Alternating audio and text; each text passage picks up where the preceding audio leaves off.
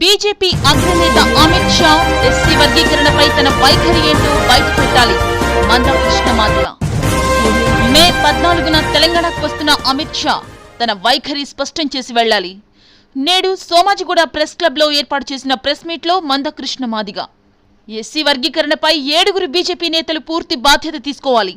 కేంద్ర మంత్రి కిషన్ రెడ్డి, బండి సంజయ్, అరవింద్, సోయం బాబురావు, రాజసింగ్, ఈటెల రాజేందర్, రఘునందన్ రావు అమిత్ షాతో మాట్లాడి ఒప్పించాలి. పార్లమెంట్ బిల్లు వచ్చేలా బాధ్యత తీసుకోవాలని ఆయన డిమాండ్ చేశారు. పండిట్ దీన్ దయాళ్ అంత్యోదయ సిద్ధాంతానికి కట్టుబడి ఉందా లేదో బీజేపీ తేల్చుకోవాలి. కట్టుబడి ఉంటే వర్గీకరణను పరిష్కారం చేయాలి.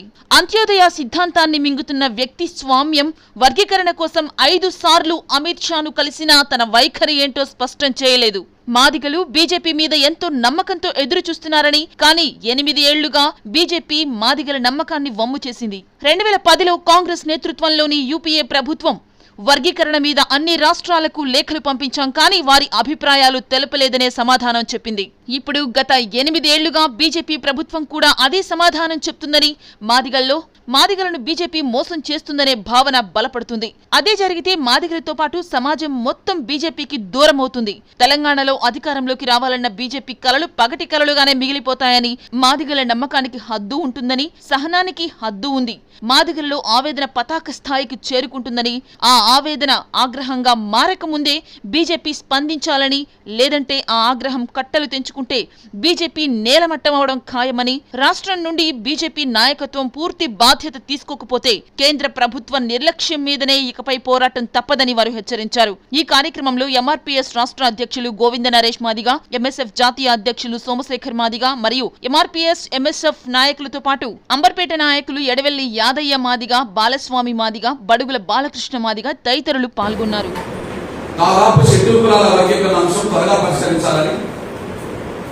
పెద్దలు వెంకయ్య నాయుడు గారు కోరిన సమయంలో గంట సేపు జరిగిన చర్చల్లో ఆ రోజు వెంకయ్య నాయుడు గారి సమక్షంలో మేము వినతి పత్రం ఇచ్చాము. ఆ రోజు అమిత్ షా గారితో పాటు ప్రధానమంత్రి పర్సనల్ సెక్రటరీ పుష్పేంద్ర వర్మ అనే ఉన్నతాధికారి కూడా ఆ రోజు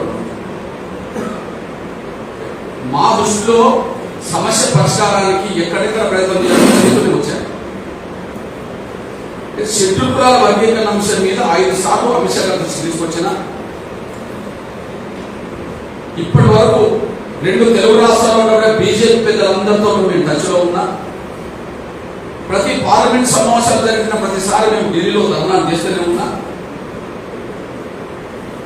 బీజేపీతర పార్టీలన్నీ పార్లమెంట్ లో వర్గీకరణ అంశం మీద మాట్లాడుతున్నా, బీజేపీ మాత్రమే మౌనం ఉండడం అనేది, ఇంకా బీజేపీ అంత్యోదయ సూత్రానికి అనుగుణంగా ఉండబడే దీన్ దయాళ్ గారి ఆశయాన్ని 25 సంవత్సరాలుగా వర్గీకరణకు ఇస్తున్న మద్దతును నిజాయితీగా నిలబెట్టుకోలేకపోతున్నారు అనడానికి ఇది సాక్ష్యం కూడా మేము దృష్టి పెట్టుకుంటూ మీకు ఆలోచన చేయొద్దని పెద్దలకు మేము విజ్ఞప్తి చేస్తున్నాం. ఈ విషయంలో ముఖ్యంగా రేపు రాబోయేది హైదరాబాద్లో కనుక సోదరులు బీజేపీ తెలంగాణ రాష్ట్ర శాఖ అధ్యక్షుడు బండి సంజయ్ గారి పాదయాత్ర ముగింపు సందర్భంగా వస్తున్న సమయంలో ఈ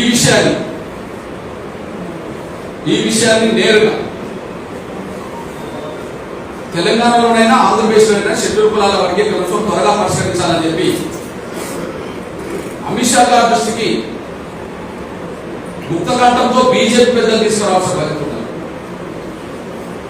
అందులో ప్రధానంగా 7 పాత్ర ఉన్నాయి. ఒకరు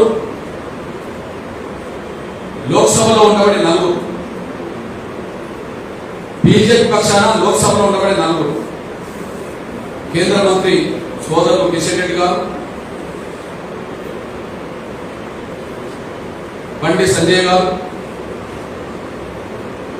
అరవింద్ గారు, బాబు. పార్లమెంట్ లో బిల్లు పాస్ కావాల్సింది వర్గీకరణ అంశం. వర్గీకరణ విషయంలో మొదటి నుంచి ఈ 4 మద్దతునే ఉన్నారు. కాబట్టి అమిత్ షా గారి దృష్టికి 4 తీసుకురావాలి. అదే సమయంలో షెడ్యూల్ కులాల వర్గీకరణ మీద అసెంబ్లీలో నిరంతరం మద్దతున్న వాళ్ళలో ఒక ఈటల రాజేంద్ర గారు టీఆర్ఎస్ ఉన్నప్పుడు మద్దతు ఇచ్చారు, ఇప్పుడు కూడా మద్దతు ఇచ్చారు. బీజేపీ 2 సోదరులు రాజాసింగ్ గారు, 3 రఘునాథరావు. అసెంబ్లీలో ఉన్నబడి ఈ 3, పార్లమెంట్ లో ఉన్నబడి 4. నిజంగా షెడ్యూల్ కులాల వర్గీకరణ అంశానికి నిజాయితీ మద్దతు, సమస్య పరిష్కారం అని చెప్పి 7 కోరుకుంటే, రేపు హైదరాబాద్ అవుతున్న అమిత్ షా గారితో 7 కలిసి మాట్లాడాలి. వర్గీకరణ అంశం త్వరగా పరిష్కరించే విధంగా అమిత్ షా గారిని ఒప్పించాలి. అమిత్ షా గారు కూడా ఆలస్యం చేయకుండా సమస్య పరిష్కారం మీద మాట్లాడాలి. ఇది మా విజ్ఞప్తి. మేము ఇప్పటి వరకు అయితే 2 కారణాల వల్ల బీజేపీని నమ్ముకుంటూ వచ్చారు. ఒకటి, షెడ్యూల్ కులాల వర్గీకరణ అంశమే అనేది పండిట్ దీన్ దయాళ్ స్ఫూర్తికి అనుగుణంగా, అంత్యోదయ స్ఫూర్తి కనుక బీజేపీలో ఉండబడే ప్రతి కార్యకర్త అంత్యోదయ స్ఫూర్తిని, దీన్ దయాళ్ గారిని గౌరవిస్తారు కనుక, అంత్యోదయ స్ఫూర్తిని, దీన్ దయాళ్ గారిని గౌరవిస్తారు కనుక ఖచ్చితంగా దీన్ దయాళ్ గారి స్ఫూర్తికి అనుగుణంగా ఎప్పటికైనా బీజేపీ వర్గీకరణ చేస్తుందనే నమ్మకం పెట్టుకుని ఉన్నాం.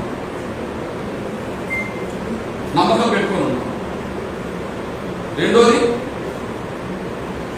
ఆ నమ్మకమే షెడ్యూల్ కులాల వర్గీకరణ అంశాన్ని పరిష్కరిస్తుందని చెప్పి 8 ఏళ్లుగా ఎదురు చూడడానికి దారితీసింది. ఎప్పటికైనా వర్గీకరణ అంశం అంత్యోదయ స్ఫూర్తి కదా, దీన్ దయాళ్ గారి ఆశయం కదా. భారతీయ జనతా పార్టీ సామాన్య కార్యకర్తలు తెలుసుకోవాలనుకుంటే ప్రధానమంత్రి వరకు దీన్ దయాళ్ గారిని గౌరవిస్తున్నారు కదా, ఆయన స్ఫూర్తిని పదే ప్రచారం చేస్తున్నారు కదా. ఆ స్ఫూర్తికి అనుగుణంగా ఉండబడే వర్గీకరణ అంశం ఎప్పటికైనా బీజేపీ పరిష్కరిస్తుందని చెప్పి మేము నమ్మకం పెట్టుకున్నాం. ఆ నమ్మకమే 8 ఏళ్లుగా ఎప్పటికైనా వర్గీకరణ చేస్తుందని చెప్పి ఎదురు చూడడానికి 8 ఏళ్ళు పట్టింది. 8 ఏళ్ళుగా ఎదురు చూస్తున్నాం. కానీ మా నమ్మకంకు తగ్గట్టుగా ఒక అడుగు కూడా బీజేపీ ముందుకెళ్ళదు. ఆ నమ్మకం సడలిపోయి ఆవేదన, అసంతృప్తి బీజేపీ మీద రోజు మాకు పెరుగుతున్నది, మా కమ్యూనిటీలు పెరుగుతున్నది. ఆవేదన, అసంతృప్తి రోజుకు బీజేపీ మీద పెరుగుతున్నది. ఈ అసంతృప్తి స్థానంలో ఉండదు, అది ఏనాడైనా ఆగ్రహంగా మారుతుంది. నమ్మకం 8 ఏళ్ళుగా పెట్టుకున్న ఒక అడుగు ముందుకెళ్ళినప్పుడు నమ్మకం సడలిపోతుంటుంది కదా. నమ్మకం మీ మీదనే పెట్టుకున్నప్పుడు మీరు నమ్మకానికి తగ్గట్టుగా మీరు ఒక అడుగు ముందుకెళ్ళకపోతే నమ్మకం సడలిపోతుంది కదా. సడలిపోయిన స్థానంలో ఏమవుతుంది? ఆవేదన పెరుగుతుంది కదా, అసంతృప్తి పెరుగుతుంది కదా. ఆవేదన, అసంతృప్తి పెరిగితే ఏమవుతుంది? బీజేపీ ప్రభుత్వం మీద కూడా మాదిగల ఆగ్రహం పెరగడానికి కాకపోతుంది కదా. నేను అంటున్నాను, మాదిగల ఆగ్రహం తెలంగాణలో పెరిగితే బీజేపీ తెలంగాణలో అధికారం వస్తుందని చెప్పి మాటలు మాట్లాడేవాడి వాళ్ళకి పగడి కలవదు. మాదిగల ఆగ్రహం బీజేపీలో పెరిగిన రోజు, నమ్మకం సడలిపోతున్న సమయంలో, ఆవేదన పెరుగుతున్న సమయంలో, అసంతృప్తి బీజేపీ మీద మాదిగలు పెరుగుతున్న సమయంలో అది ఆగ్రహంగా మారిన రోజు ఖచ్చితంగా బీజేపీ పెట్టుకున్న కళ్ళలు మిగిలిపోతాయి. తెలంగాణ రాష్ట్రంలో 11-12% జాతి మాదిగ జాతి జనాభా గల జాతి. ఆంధ్రప్రదేశ్లో 7% జనాభా గల మాదిగ ప్రజలు. మరి ఇక్కడ షెడ్యూల్ కులాల వర్గీకరణ అంశం పరిష్కరించకుండా దళితుల్లో ఉండబడే మెజార్టీ మాదిగల మద్దతు చూరగొనకుండా, షెడ్యూల్ కులాల వర్గీకరణ అంశం పరిష్కరించకుండా దళితుల్లో మెజార్టీ గల మాదిగ కులాల అభిమానం చూరగొనకుండా మీరు ఎవరి ఓటు వేసుకొని అధికారం పోతారనుకుంటారు? అందువల్ల మేము సూటిగానే చెప్తున్నాం, ఎవరేమనుకున్నా వర్గీకరణ అంశాన్ని మీరు విస్మరించిన రోజు మీరు దీన్ దయాళ్ గారిని అవమానించినట్టు అవుతుంది, మమ్మల్ని మోసం చేసినట్టు అవుతుంది. మీ పార్టీ మూల సిద్ధాంతకర్త మేము కూడా గౌరవించే. మేము ఎందుకు గౌరవిస్తామంటే అంత్యోదయ స్ఫూర్తి అంటే ఈ దేశ సంపద చిట్ట చివరి వాడికి చేరాలని. చిట్ట చివరి వాళ్ళలో మేమున్నాం. ఆ అవకాశాలు మాకు దక్కలేదని అసంతృప్తున్నప్పుడు ఆ స్ఫూర్తి కల్లా మీరు ఎప్పటికైనా దక్కిస్తారని చెప్పి మేము ఎదురు చూసుకుంటూ వచ్చాము. కాబట్టి షెడ్యూల్ కులాల వర్గీకరణ అంశం పరిష్కరించకపోతే మీరు దీన్ దయాళ్ గారిని మీరు అవమానించినట్టు అవుతుంది. 28 సంవత్సరాలుగా వర్గీకరణ చేస్తామని చెప్పి చేయకుండా మమ్మల్ని మోసం చేసినట్టు అవుతుంది. మోసానికి గురైన వాళ్ళు మోసం చేసిన వాళ్ళ పట్ల అభిమానంతో ఉండవు. మోసానికి గురైన వాళ్ళు మోసం చేసిన వాళ్ళ పట్ల అభిమానం పెంచుకోరు, ఆగ్రహమే పెంచుకుంటారు. ఆ ఆగ్రహం కట్టలు తెచ్చుకున్న రోజు అది రాజకీయంగా మీరు అనుకుంటున్న స్వప్నానికి దూరం చేస్తారు. మళ్ళీ చెప్తున్నాం, మాదిగలను మోసం చేస్తే బీజేపీ ఆ ప్రభావం మాదిగల మీదనే పడుతుందని కాదు, సమాజం మీద కూడా పడుతుంది. మాదిగలను వర్గీకరణ చేయకుండా మోసం చేస్తే బీజేపీ ఆ ప్రభావం ఒక మాదిగల మీదనే కాదు, మొత్తం సమాజం కూడా పడుతుంది. ₹1 కూడా ఖర్చు కాని సమస్య వర్గీకరణ సమస్య. అదనంగా కేంద్రం మీద రాష్ట్రాల మీద ₹1 కూడా అదనం భారం పడిన సమస్య వర్గీకరణ సమస్య.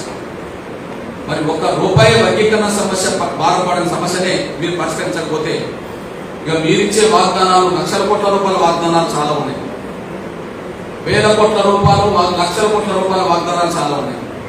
₹1 అదనం భారం పడిన సమస్యని పరిష్కరించలేనప్పుడు మీరు వేలు లక్షల కోట్ల రూపాయల సహకారంతో ఈ తెలంగాణ ప్రజలను ఆంధ్రప్రదేశ్ ప్రజల్ని బాగు చేద్దామనే మాట అది నమ్మడానికి అవకాశం లేకుండా పోయింది.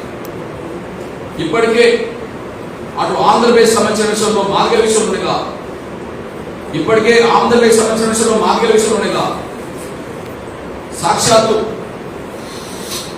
తిరుపతి వెంకన్న సాక్షిగా ఆంధ్రప్రదేశ్ ప్రత్యేక హోదా ఇస్తామని చెప్పి మాట్లాడిన మాటలు, సాక్షాత్తు ప్రధానమంత్రి కాకముందు ఎన్నికల సమయంలో నరేంద్ర మోడీ గారు తిరుపతి వెంకన్న సాక్షిగా మాట్లాడిన మాటలు అవి లేకుండా పోయింది. చివరికి విశాఖ ఉప్పు ఆంధ్రుల హక్కు అని చెప్పి ప్రాణ త్యాగాలు చేసి సాధించుకున్న విశాఖ స్టీల్ ప్లాంట్ను కూడా మీరు ప్రైవేట్ పరం చేసి మీరు అక్కడ ఉండబడే ప్రజలకు అన్యాయం చేసినట్టుగానే కనిపిస్తున్నది. ఒకవైపు ప్రత్యేక హోదా ఇస్తారని ఇవ్వకపోవడం,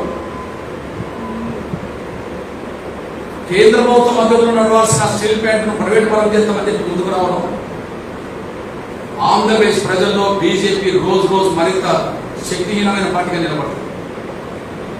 నాకు తెలిసి ఈసారి ఆంధ్రప్రదేశ్ లో 1%, 2% కాదు, పూర్తిగా మైనస్లోకి వెళ్ళిపోతుంది.